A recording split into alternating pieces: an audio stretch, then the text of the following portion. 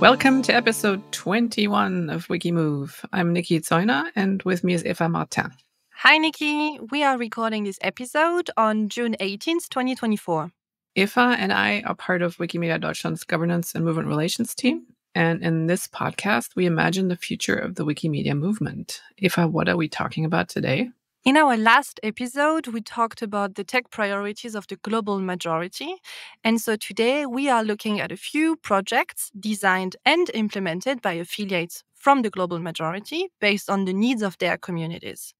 There is also a Global North partner in the room today with us, which also happens to be the organization Nikki and I are working for, and that's Wikimedia Deutschland. The reason for it is that Wikimedia Deutschland initiated this transnational partnership with a grant from a private foundation. Today, we invited 3 guests to talk about this partnership and how it can contribute to decentralizing software development in our movement. Nikki, go ahead, introduce the first guest. Thank you. Yeah, I'm very happy to introduce Benedict Udeh. He's a member of the Igbo Wikimedia User Group and founder of the Igbo Wikidata Hub, which is the Wikidata arm of the said user group. We'll learn more about that later, I'm sure. He's the founder and program coordinator for Wiki Mentor Africa as well. And he works for the Wikimedia Foundation as a movement communications specialist. But today he won't be wearing that hat, but just be speaking as a member of the Igbo Wikimedia User Group and Wiki Mentor Africa. So Benedict, so happy to have you. Where are you calling in from today? Yeah, thank you. I'm calling from Abuja, Nigeria, which is the capital of Nigeria, basically. Very cool. So yeah, happy to be here. Happy to have you with us, Benedict. Our second guest is Raisha Abdillah. Raisha is based in Jakarta, Indonesia, and she has been part of the Wikimedia movement since 2016, starting as a Wikidata contributor. She has a background in computer engineering, and she has organized many Wikidata-related events in Indonesia, including workshops, talks, trainings, and meetups. Right now, she's part of the Wikidata Software Collaboration Team, and she will tell us in a minute what her role is in this project. But first, hi, Raisha. Nice to have you with us today. Where are you calling in from? Hi, everyone. I'm calling from Jakarta, Indonesia. Nice to meet you. Thanks for being with us. And then we have from our own shop, Maria Lechner. Maria joined Wikimedia Deutschland in 2022. And she is the project manager of the project we're talking about today, Software Collaboration for Wikidata, which is funded by the Arcadia Fund. Maria manages the project resources, communicates with the stakeholders, provides support for the partners, and documents the process to ensure the whole movement can learn from this prototype of a transnational software collaboration. Hey, Maria, where are you calling in from today? Hey, everybody. Thank you for the invite. I'm sending my hellos from Berlin, Germany today. Very cool. Nice. All right, so let's start with this interview. And I think before we start talking about the projects in themselves, I would love to hear about you guys and your personal motivations. Let's start maybe with you, Raisha. Can you tell us a bit more about what were your personal motivation to get involved in this project in the first place? So my personal motivation to get involved in this project actually come from several aspects. So firstly, I have a desire to preserve the diverse languages that already exist in Indonesia. So Indonesia has more than 700 languages, so that's very, very big. And through my discussion with community members who speak languages in Indonesia, like Banjaris and Hokkien language, I have noticed a troubling trend. That is, there are fewer younger generations who are speaking their mother tongues. And these languages are often undocumented and also passed down orally, which makes these languages vulnerable to extinction. And that's why I want to preserve that. And the second is also because I am personally curious about the future development of technology within the Wikimedia movement. And I've always known that maintaining sister projects that we have, it has always been challenging. And in this regard, I think that the direction that we are going with Wikidata and then lexicographical data on Wikidata, as well as wiki functions and abstract Wikipedia, is a promising solution in my opinion. And I see that for me to become the backbone of this development is very, very exciting.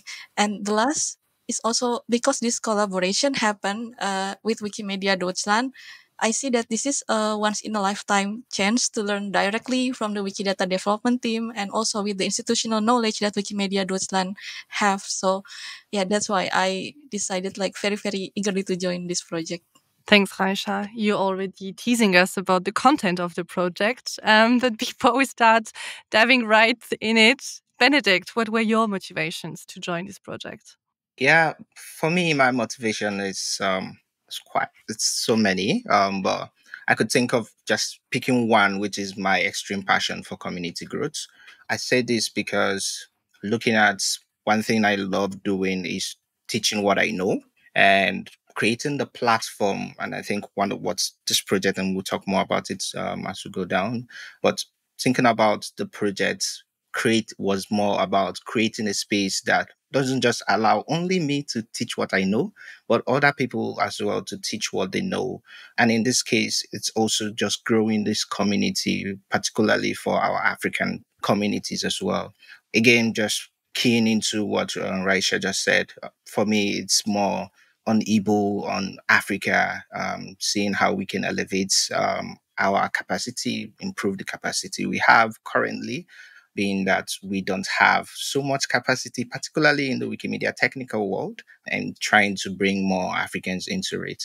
It's what really motivates me in all of this. Thanks, Benedict. And Maria, do you want to pitch in and say what motivates you to run this project? Yeah, sure. So to me, wanting to be part of this project was honestly kind of a no-brainer. So as soon as I learned about it, I could immediately tell it was aligning with a lot of my core interests. I have a background in linguistics, so language diversity is something really, really dear to my heart. And I do think that the question of how languages are represented in the digital sphere accelerates this question of language representation and resources allocated to communities with those kind of languages, so to say. And additionally, I have like this little streak of, to claim a term, a social justice warrior in me. So where I really feel like I want to be a very active part of this. So I really want to try to do my best and bring my best to the table to support initiatives or groups who are doing this very, very important work. So yeah, I was really enamored the moment I heard about this, and I'm so lucky to be joining and working with those great partners on my side. Mm-hmm. Great. So staying with you, can you tell us a little bit about, I know you weren't there from the beginning, you took over sort of middle of the road. Can you tell us a little bit about the genesis of the project? Why did sort of Wikimedia Deutschland start this initiative, and maybe a little bit about the role we play in it? And then also, I'd be super curious how we found these great partners. Yeah, sure. So it's an interesting story, actually. And to be quite frank, in the very, very beginning, so before Wikimedia Deutschland actually conceptualized what this project would look like and what it could mean to both the organization itself and to the movement, we at Wikimedia Deutschland were facing a problem that needed a kind of quite pragmatic approach. So our software team was spreading themselves too thin, and there were too many projects at hand, so that the people who were in charge at the time were thinking of a solution on how to tackle this problem. Well, one of the ideas was, why aren't we looking for work packages that we can kind of isolate and then kind of hand over to a different development team somewhere else? So this was the initial, problem and then idea to resolving this problem.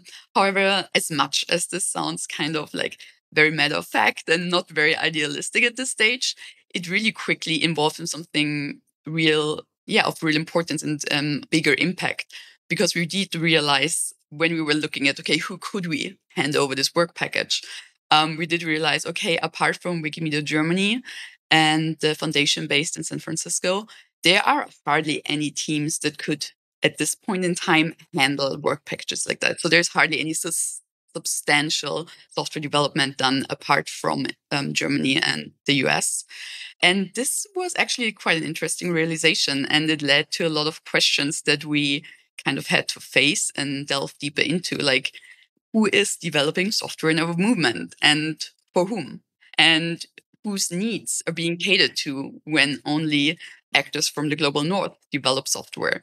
And software development being one of our backbones of the products that are crucial to the movement, we realized, okay, so who holds the power in software development and why so to say?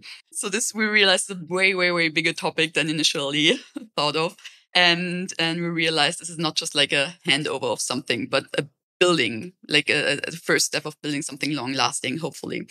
And yeah, so it's not just a project, but a process in a sense that hopefully never stops, or at least not stops in the sense that it has to stop, but in the fact that, all actors are not just empowered, but empowered to do their thing in their software development, so to say. So it's a continuous effort in a sense. And so while this was the initial idea, sorry, I'm really, really going back into Wikimedia Deutschland history books, so to say. Yeah, this project has changed a lot since then, but honestly, to the better. And we are still aiming for this. So we're still trying to build what we call a software hub. We're not super happy with this term, but this project is, so say, our way for prototyping what this could mean. Okay, so how can we build those partnerships as collaborations, and then have teams all around the world to do their software development for the movement, so to say. Very cool. So I can already see your vision. So how did you find the partners, though? I'm curious about that. I know that we had some problems in the beginning, right?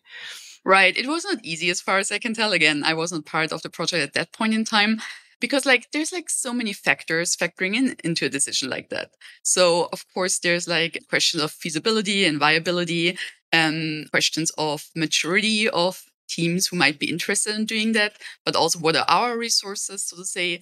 Then additionally, just especially since we're talking about language, what are language communities that are especially interesting for us? So in terms of variety of languages that they a specific team might be able to cover, but also again, which are heavily under-resourced and so forth. So this was quite challenging to kind of align all those factors, weighing them, what is quote unquote more important than others. And as far as I understood, there were different ways of actually finding our partners in the end. With the Igbo User Group, actually, Benedict can probably share more of that than I do. But as far as I know, during a Wikimania session where this initiative was introduced to the Wiki Movement, Benedict already joined and showed interest. And so there were follow-up discussions and meetings where we together, so Wikimedia Deutschland and the Igbo User Group, kind of developed what this partnership could look like. And they had an amazing idea with Wiki Mentor Africa, which you're going to learn about later. And this is, as far as I know, how this partnership came to blossom. Okay, I would love to hear from the partners themselves. So, Benedict, do you maybe want to add something to how this partnership came to life? And how did you decide to be working with Wikimedia Deutschland? Because it's not just about how we selected the partners, right? It's a partnership. So tell us about this. Yeah, I mean, for me, it was actually something that came just right in time. And I say this because, I mean, I was pretty new to the movement first. I think I joined the movement, or I should have mentioned this in my motivation, but I joined the movement 2018, but then again became very active 2019 when I learned about Wikidata. Because in my head, I was like, Wikidata is so easy to add content to. So why are people not doing this? And at the time, remember that in Africa, we didn't have a lot of people doing stuff around Wikidata. It was mostly translation on Wikipedia from English to the languages. Particularly for us in Igbo Wikipedia, it was more on, you see different editor tones around translating to Igbo Wikipedia. And so for me, fast forward a little bit. So that led me to, so when I learned about the Wikidata, it led me to create awareness around Wikidata. And hence we had when I saw, so I had this different events, campaigns around Wikidata. And when I saw the interest was more than what I initially assumed, because initially I just did it for just the people in my community, that's the Igbo Wikimedia User Group. People who were interested were beyond the Igbo Wikimedia User Group. I mean, almost everyone was interested in Wikidata. And so I had to switch to create a sort of the hub, I call it hub, for Wikidata, which is the Ig Wikidata Hub. That was just for anyone who is interested, who is in Africa, who is interested to learn about Wikidata, not necessarily contribute to Wikidata, just want to know about Wikidata, can join the hub. And then we ended up having like this WhatsApp group where we can share communications if we're having events and all of that, which that kicked off, blossomed. Right now we have a lot of members. I'm talking about over 300 members on that group. And we moved on. Yeah. And so fast forward to, I think, 2021 or 2022. I can't remember exactly, either 2021 or early 2022. We then had this, 2021, we had this Wikidata conference. But before then, there was the, what was it called? There was the Wikimedia Hackathon. And remember, COVID was very much in play at the time. So no global events was happening, like physical events. All events were still online. And so I participated. And that was my very first hackathon, I think. Participated in it. Participated also. That was also I think my first or second Wikidata conference that I attended. Again, it was easy to attend because it was online. So I participated in that. And one thing I observed from this participation was that we didn't have a lot of Africans in there in terms of participation, and which then pricked me to ask, why is that so?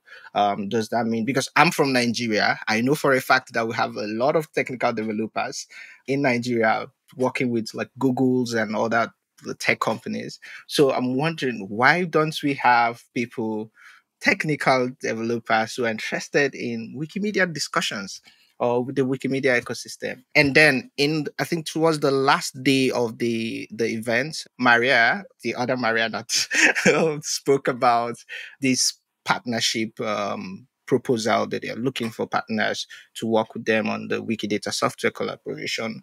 And for me, it was like, immediately it was clicking with me, like, how do I get our Africans to be part of this technical space? And so for me, I was looking at that, and so we started off the discussion. I reached out to Maria, as well as I remember reaching out to Mohammed as well, Mohammed Sadat. He was very, very instrumental in this, because while I was like structuring how the program should work, I had to consult with Mohammed to discuss, okay, this is what I have envisioned, and this is how I feel it should work in the African climb. And for me, it was more on mentorship. So, which hence the name Wiki Mentor Africa. It was like, I knew that it wasn't going to be the regular thing we usually do, which is just have a session and leave it.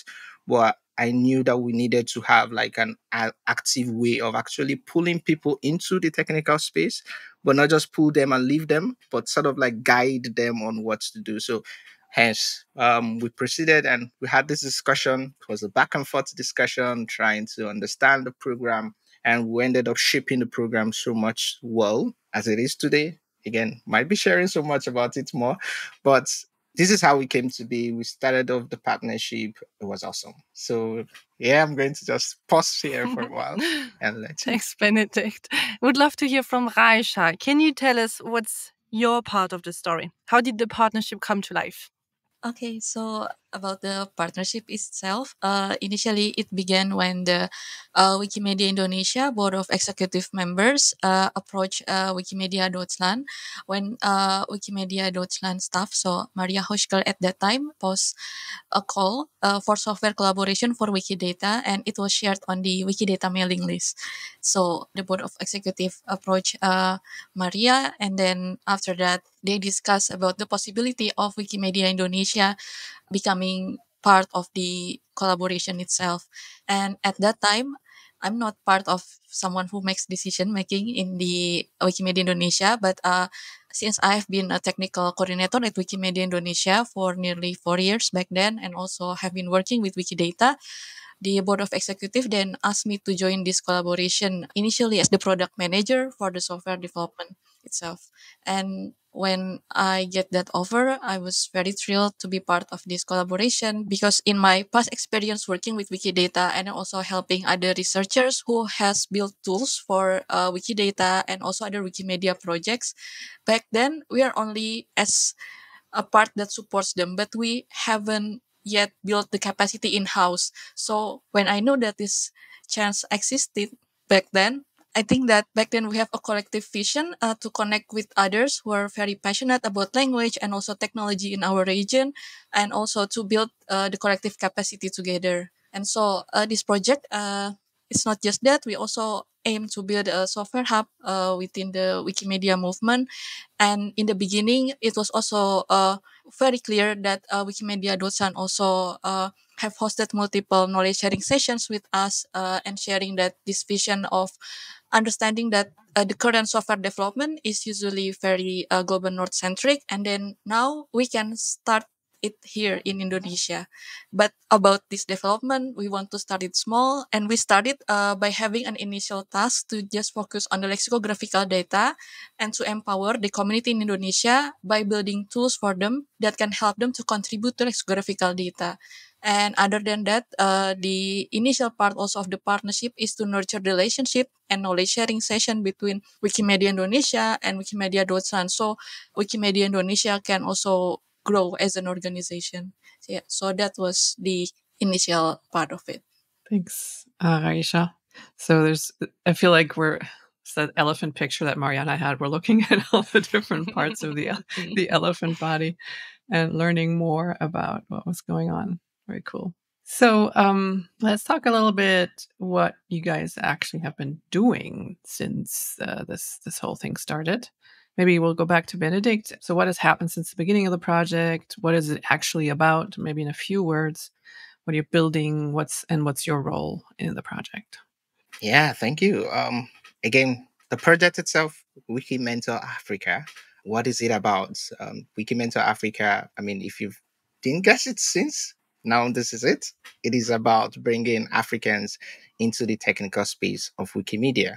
But it's not just that. It's also creating sustainability for Wikimedia tools. And how does this work? We believe that by bringing more Africans into the technical space, we're not just bringing more Africans, we're bringing more hands, more people to come and learn about the Wikimedia technical space, which means that more people will now know how to do or help fix bugs that are plaguing existing tools, as well as even create tools that are related to African needs and issues. But yes, this is what the project is about, bringing more Africans into the technical space. A follow-up question, Benedict, for the people listening to us who may not be part of the tech community. Can you maybe give just one concrete example? So what could be a tool that would serve then the need of the African communities? Oh yes, I can give and yes, this would also key into the other question, which was what has happened so far. Again, what we usually do is that every month we have this. So our approach is that every month we have these events that last for 2 to 3 days. Again, when you hear 2 to 3 days, it's not a full day. That's just like a 1 hour each day. Again, for these events, we invite people who are experienced in tool creation or the technical spaces of Wikimedia. So whether you're a tool creator or a technical documentation writer, we invite you to the platform. So for the event, and then we give you this platform where you would like to use the word pitch, where you pitch a technical topic. Again, the reason why we don't use the word teach in this is because we don't believe that you can actually teach within the 2 days event, or just call it 2 hours or 4 hours event. You can really teach a technical thing per se. And so what we do is in this, we invite you, you come pitch this event, pitch this topic. So it could be like a tool you're creating or you want to create, or a tool you created before, or a tool, or basically a technical topic you want to just talk about. Now, what this allows is that once you come and talk to participants, Africans, about this, what motivates you, maybe the issue you are currently seeing, and you feel like you need to create a tool to solve this. Once you have this conversation, you're likely going to pick interest from Africans who would either prefer solution or just generally interested to learn how to do such a thing, or if it's a tool you've created, want to learn how to help maintain that tool. And so after the events, these interested participants then reach out to us requesting for your mentorship. And once they reach out, we'll give you the list of persons who are interested for your mentorship. You pick the number of persons you want to pick. Ideally, we tell you that we don't want you to pick more than 5 persons. Again, the reason is because we don't want you to be overwhelmed. And now when I say no more than 5 persons, you're wondering, how many persons do we usually have in this event? And yes, to tell you the number of interests we have. For every event we have, again, remember, we do this every month, we average over 150 persons per event. So that's to tell you the number of people who are interested. The number keeps growing even more. I think the last one we have over 300 persons who joined. I'm not talking about the cumulative sum. I'm talking about for a particular session. Imagine watching your Zoom, having a Zoom meeting, and you have over 300 persons who are tuning in to learn about a particular topic. So we have this interest. In terms of what have happened, in terms of like the example you were asking of, we had our very first hackathon recently, earlier this year in January. We had this hackathon where we focused on one tool. And what was this tool? So the thing was the ISA tool, ISA tool. Some of you might be familiar with the tool. If you've ever participated in the WikiLove Africa contest, you probably must have seen this tool or used this tool yourself. The tool in itself is arguably one of Africa's largest tool in terms of media images. And so the tool was having issue prior to the hackathon, some little bug issues here and there, and it wasn't allowing the organizers of the campaign to use the tool. And so when they reached out to us in Wiki Mentor Africa, asking for help, if we can help fix the tool, we said, why not? So we had this hackathon and we said, okay, let's have this hackathon, which was going to be our very first hackathon, by the way. And the hackathon, unlike every other hackathon, the hackathon was structured to be very beginners friendly, such that anyone who just you're interested, you don't know how to come on board and do this, you come to the hackathon, you will learn everything you need to learn to contribute to that tool. And so we ended up fixing the tool, at least not completely fix the tool, but fixing it such that it's now currently being used for this year's campaign as well. So, which is awesome. I mean, 90% of the persons who joined the hackathon was their first time ever attending any hackathon, not even Wikimedia hackathon, but any hackathon.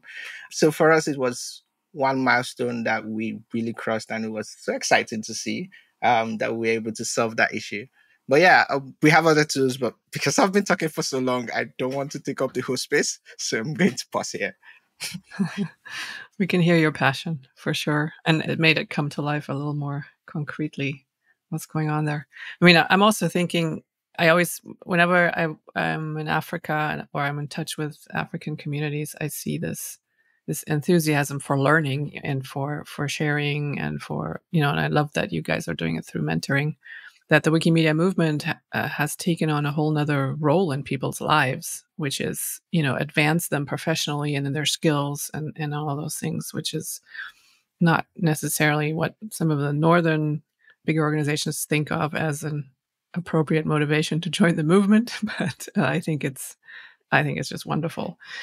So, but we need to move to Raisha, right? So what have you guys been doing? What has your role been? Just tell us a little bit the next part of the story from your end.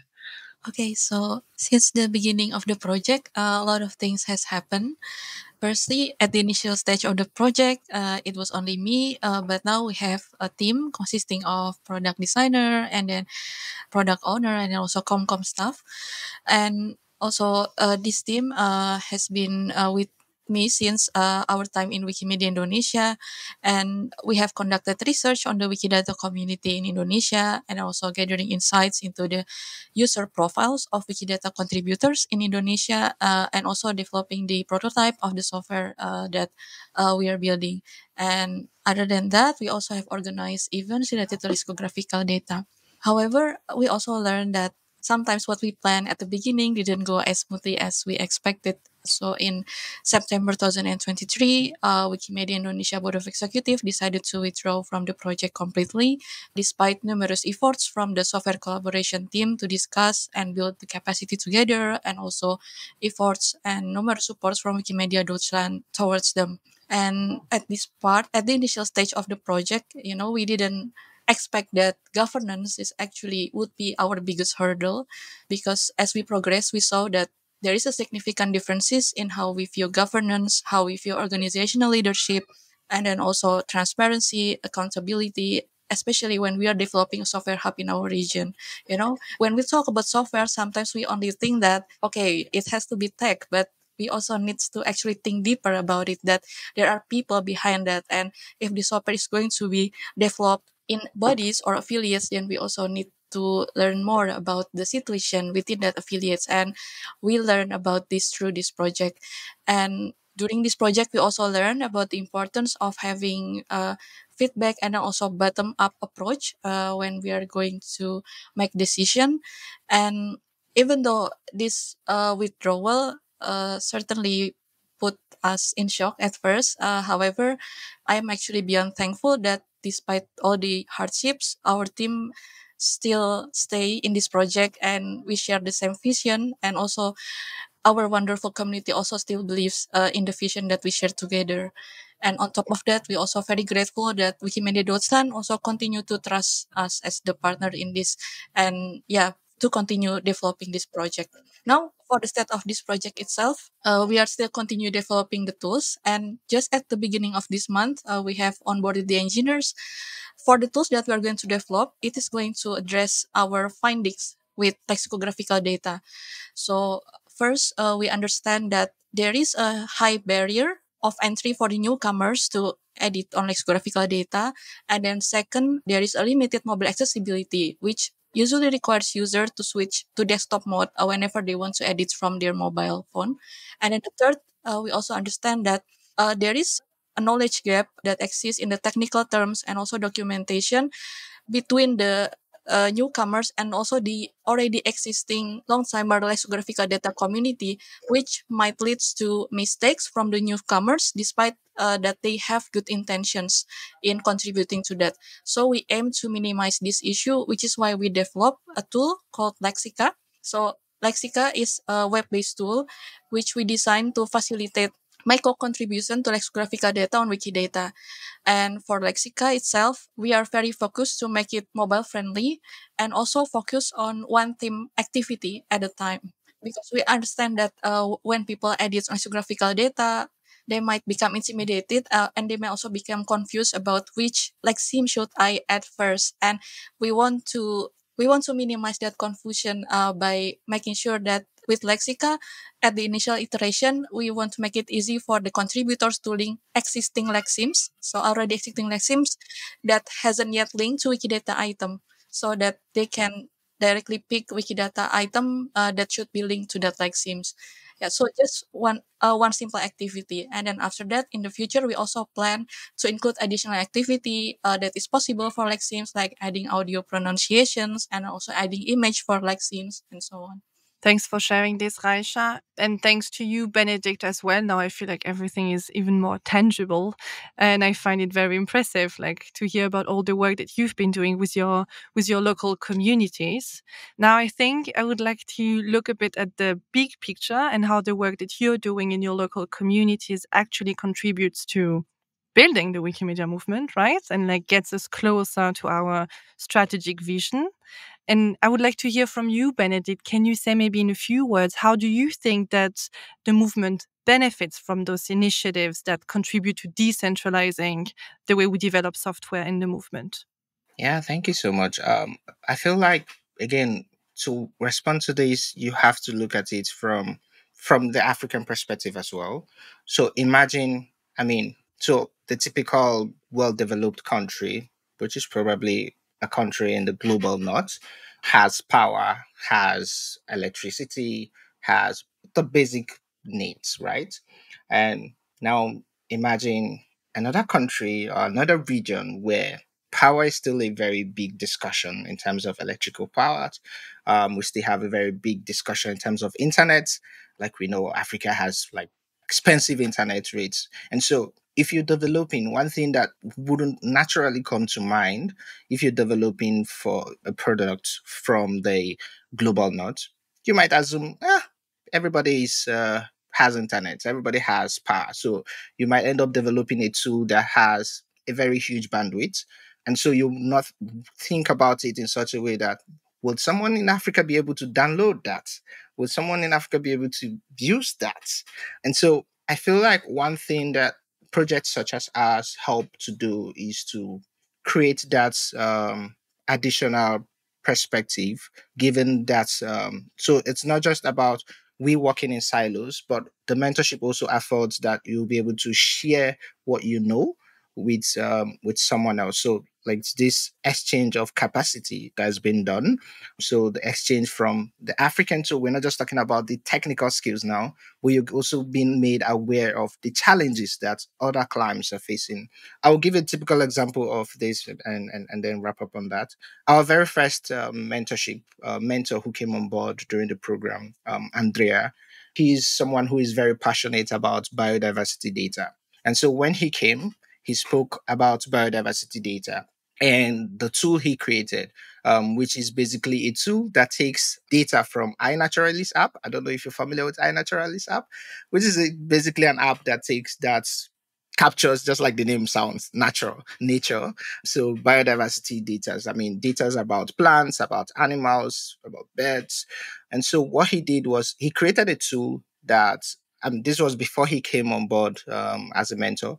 He created a tool that takes data from iNaturalist and creates a stub in Wikipedia. And again, if you don't know what stub is basically just like a skeletal, forgive my definition, a skeletal article. Basically, someone can go back and just fill in the article, make it bigger, make it better. So he created that. It takes this data from iNaturalist, which is a completely different app, and bring it on the Wikimedia space. So not just creating the stub, but he also puts the images and the data itself on Wikidata and Commons as well. When he came on board and became a mentor, now the stub builder doesn't, as I'm speaking to you now, doesn't just create stubs anymore in English. It creates stubs in Dabani, which is a language in Ghana. It creates stubs in Igbo, obviously, which is our affiliate Wikipedia. Again, it creates stubs in other language, Igala Wikipedia as well. These are African language Wikipedias. So you can see how just through this mentorship program alone, we're able to take a tool that does just for one Wikipedia and replicate that for other Wikipedias. So imagine what it could do for other tools that exist currently. It's not just enough to create a tool, but to have people to use that tool is something else that our mentorship can help with. And yes, I'll pass it again. Thank you, Benedict. So moving back to Raisha. Our last podcast, we talked about this Global Majority Tech Priority Manifesto. Lots of words strung up. But essentially a list of recommendations that various members from the global majority put together, also based on some research on their needs. And so we're wondering, how does this relate to what you guys are doing? So in that tech manifesto, they say that technology, products, and services should be designed by the global majority for the global majority, in contrast to our current approach where tech is mostly produced in the global north by the big players. So anyway, maybe you can take it from here and give us a little bit of an idea of how this relates to those recommendations. Yes, so I personally acknowledge the Global Majority Tech Priority Manifesto initiative and then also the question that it addresses. And for me, like decentralizing software development is very vital because it allows for diverse perspectives and also solutions tailored to the needs of the global majority. For example, in our case, we try to make sure that the community is involved in the very, very early stage of the development itself. So before we are building, we always make sure that it always stems from the problem that the community actually face. And it's not just something that we build because it's cool, but it has to solve the already existing problems that happens in the region. And then we also understand that if we continuously engage with the communities worldwide, we can also create technology that also more inclusive and also more effective for them. For example, there are parts of the world where people are mainly editing Wikidata or other Wikimedia projects through their mobile phone and not through desktop. And right now, it was not as prioritized, for example. And then regarding this decentralization itself, for me, like personally, I don't want to see this as a North versus South issue, because if we keep seeing that as, okay, this is a versus something, I don't think that would be better for us to move forward together. Instead, I would like to see it as a chance for us to continuously develop together, and then see how this collaboration could actually bridge the already existing knowledge to the other part of the world, and vice versa. So the knowledge that already exists in the other part of the world also to the others. So how we can form a sustainable bridge, and this is very, very important. And we also have to acknowledge that in our approach, for example, we also have so much silos within our diverse community, because this part of silos is also a problem of decentralization. How can we move together when we also want to acknowledge that there are silos within our movement? So it's important for the very like explicit approach for this. For example, in the group in Indonesia, we have multiple Wikidata groups. One is in WhatsApp and one is in Telegrams, and it communicates in Indonesia. But we also know that there are like Wikidata Global Telegram channel, and how can we move information from these multiple channels to each other? It's actually very, very challenging, and we have to acknowledge that. And then the second part is also, I think it's important for us to also reach out to other existing initiatives, or initiatives that is aligned more or less with what we want to do, because we see that similar initiatives tend to replicate in different times, and sometimes people just recognize that it is similar when it was being presented, or like after several years later, because of the current situation of the meta Wikimedia, where sometimes it's hard for people to find out something. So we need to understand that if we want to make a global initiatives, we also need to make sure that we are handling the knowledge management part in our movement better. It's definitely, that was also part of, the strategy recommendations, is one around getting better at our knowledge management, knowing better what everyone is doing and how we can share experiences.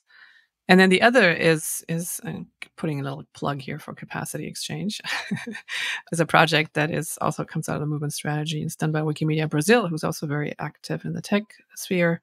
And they're developing the Capacity Exchange, which is another way for people in the Wikimedia movement to find each other, just to say, okay, I need to know how to do this or that in Wikidata, or can somebody walk me through the basics of lexicographical data or something like that. And those are queries they can put into the Capacity Exchange, and then find people, not just like a meta page, but actual people who will support them as mentors. So I'll plug for that. So Maria, speaking of sharing learnings and sharing experience and connecting the movement and knowledge management, how have you guys thought about how to share what we learned from these partnerships, and how we share that in the larger movement? Yeah, so since these partnerships have been conceptualized as a prototype, the idea is that similarly we will have additional projects like this, and that also other chapters, other movement actors can build onto this and see, okay, how have you done it? How can we do it? What can we learn from you? So this idea of sharing and how important this is for all of us, not just within this collaboration, but within the whole movement, was at the core, I would say, of this project from the start. So up until now, we've shared like little nuggets of knowledge, I would say, so far. So at each Wikimania, we have lightning talks where we kind of update where we're at and what have been the biggest issues or struggles in the last year. However, like those little nuggets only, again, are like snackable info sessions. So it's not something yet really embedded in a bigger picture kind of sense of this project. And it's only accessible to the people who are at the conference at that point. Exactly. Yeah, yes, absolutely. I mean, we still obviously have it like on Meta, the talks and so forth. But yeah, so what is like even more important for us to always like frame it as this is like the status quo kind of knowledge we have, because sometimes you do learn in, looking back at something, how this might or might not have been the right or wrong decision or approach and so forth. So what is really important for us to continuously document this process for now internally, to then have a roadmap that will be presented at large. How this will actually take shape. So apart from Wikimania and apart from, a post on diff and so forth, we are kind of still like trying to figure out this. So trying to reach as many movement actors as possible, and also to make sure that there are various, we're doing this in various formats and ways. But yeah, this is still something we are kind of figuring out. Maria, you just mentioned some of your plans for this partnership, for the future of the partnership. What are some of the next steps? You mentioned some already, right? Sharing the knowledge, going to conferences, talking about it. What else? What else? Well, one exciting thing is that we were able to invite 2 additional partners to do software collaboration, building onto the Wikidata REST API. So this gives us another 2 learning opportunities to be implemented in this kind of project. So this is very exciting.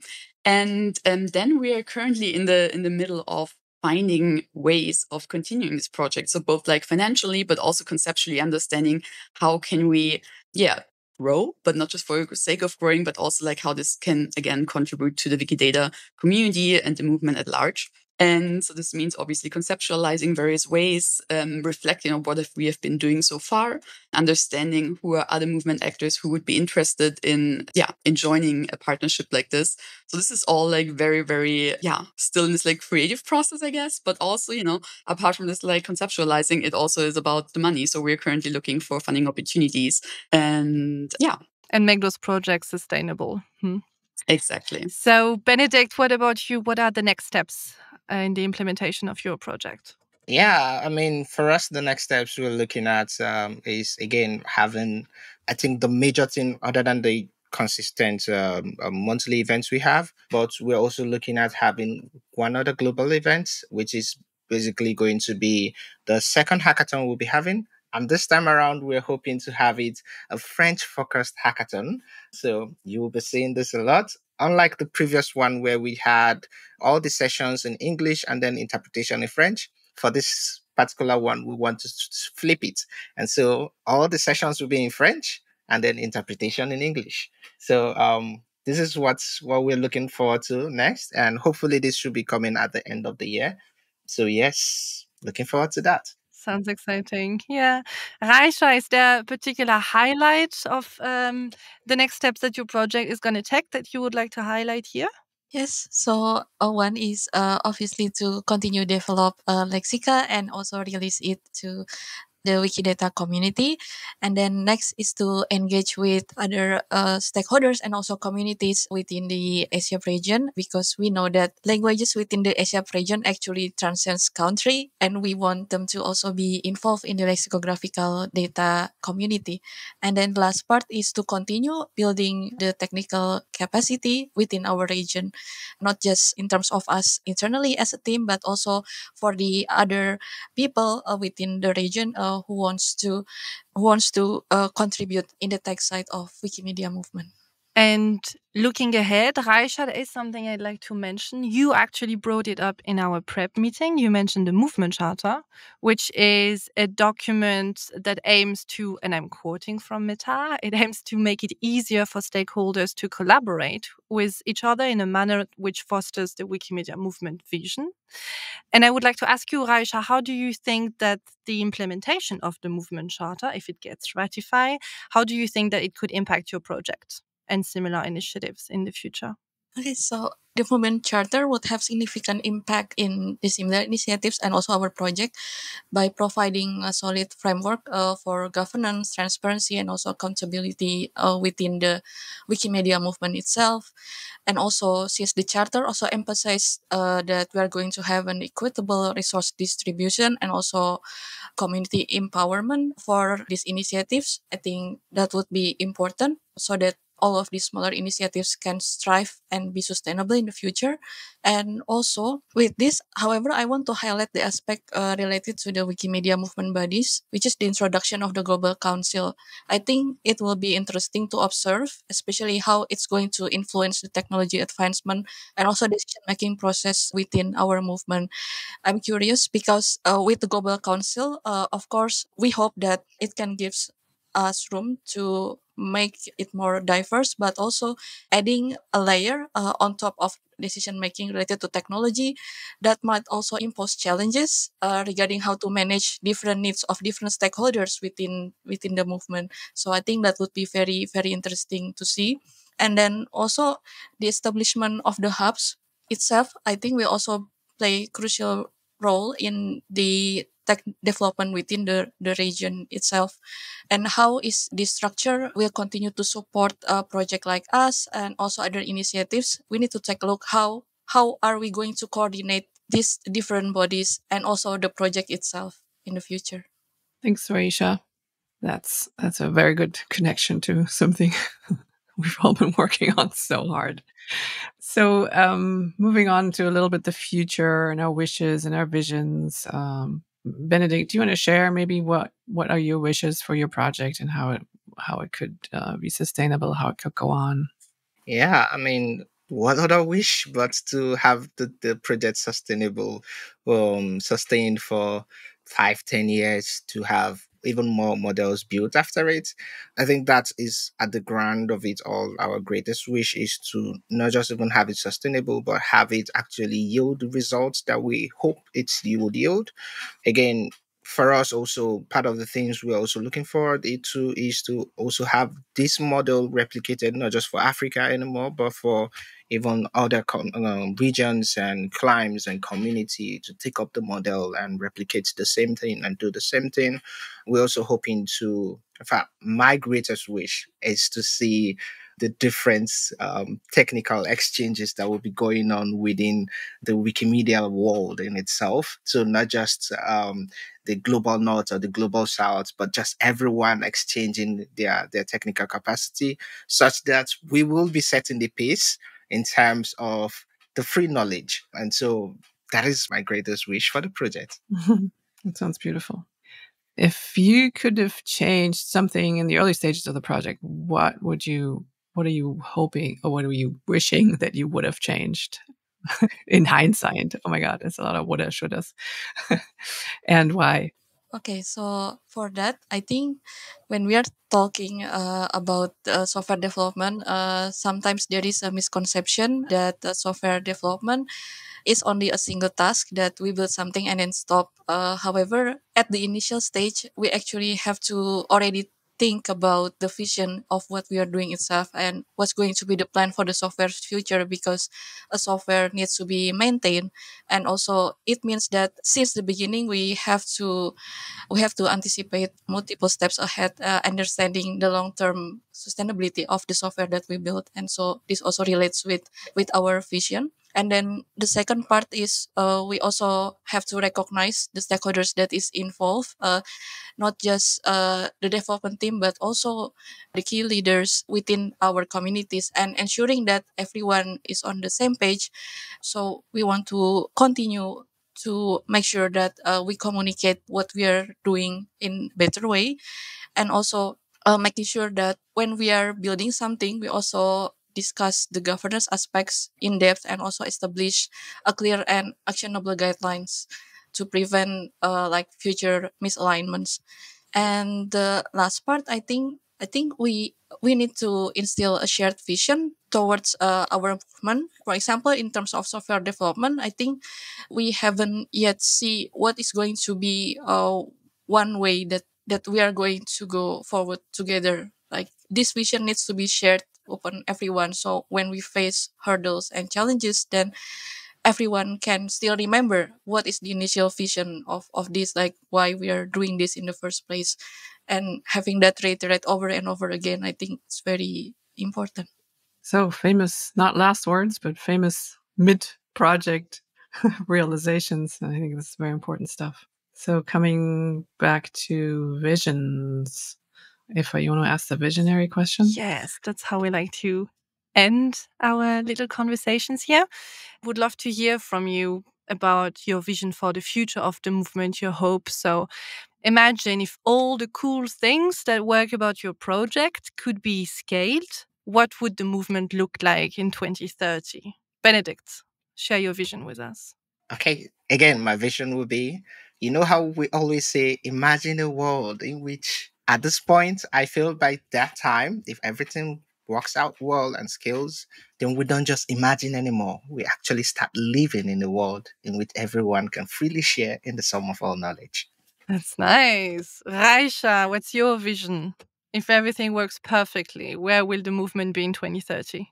Okay, so if everything works smoothly, the movement would be vibrant, inclusive, and collaborative space where everyone can also participate and co-create. Sounds great. Maria, can you top that? What's your vision for the future of the movement?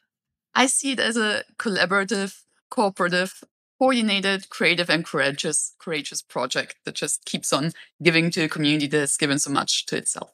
And I think with those words, that's a wrap of the 21st episode of WikiMove. Thanks to our guests, Benedict, Raisha, and Maria, for talking about your project, sharing your insights, your enthusiasm. It was great learning more about your work.